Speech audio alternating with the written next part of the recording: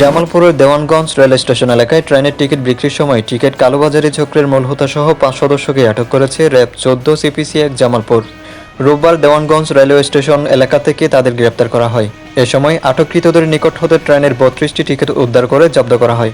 রোববার রাতে এক প্রেস বিজ্ঞপ্তির মাধ্যমে এ তথ্য জানায় র্যাব 14 জামালপুর। আটককৃতরা হলেন উপজেলা চর বাহাদুরবাদ এলাকার মৃত হোসেন আলীর ছেলে মোহাম্মদ শুক্কুর আলী, বালুগ্রাম দক্ষিণপাড়া এলাকার মৃত তাসলিম উদ্দিনের ছেলে মোহাম্মদ জীবন মিয়া, চর বাহাদুরবাদ এলাকার মৃত মিস্টারের ছেলে মোহাম্মদ রাজা মিয়া ও বক্সিগঞ্জ উপজেলার উত্তর দাতুয়া খান্দা এলাকার মোহাম্মদ শাহিদ ছেলে মোহাম্মদ আরিফ হোসেন, বগারচর এলাকার মোহাম্মদ মহিজুল হকের ছেলে মোহাম্মদ মোজাফফর হোসেন।